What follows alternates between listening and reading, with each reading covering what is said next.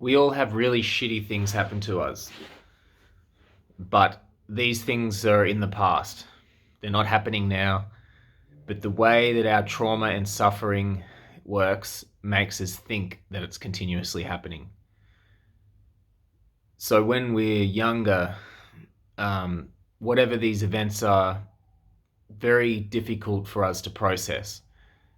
So something happens, we see it, emotions come up, and we're just not capable of releasing them for whatever reason. It doesn't matter. They get trapped in the body, memories of it get trapped in the body, thoughts, and it's as though these memories and emotions and sensations are trapped together.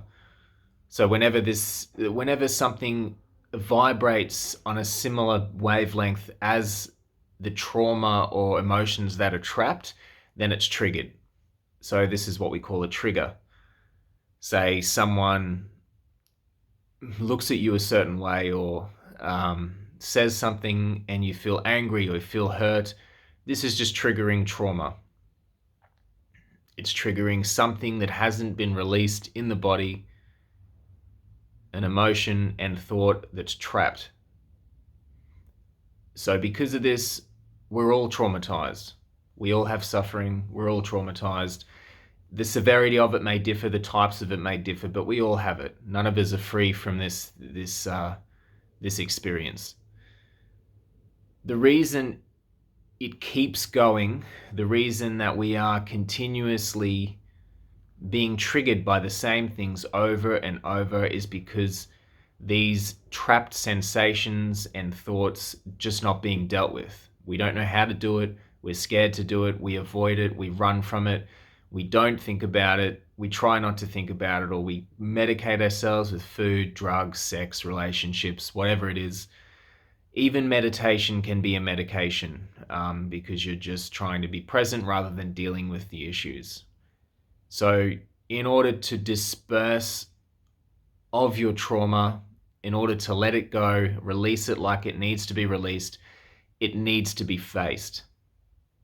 And there's a specific technique that works for me. I got this through various different teachers that I've looked through in the past, and sort of combined it and made it into something that works really well for me anyway.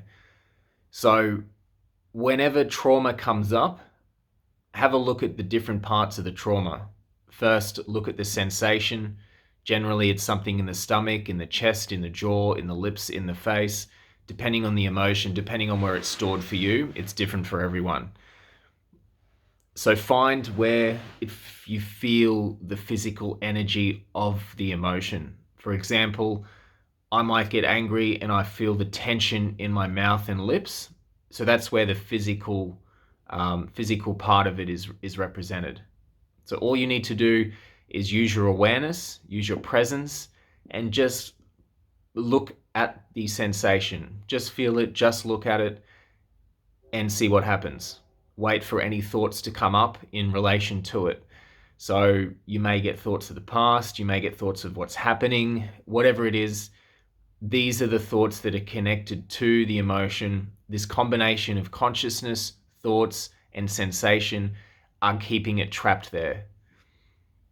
So this is what I mean when I say that your suffering and your trauma are a lie. They're not real. They are lying to you. This is just pictures. These are just images. These can be dealt with.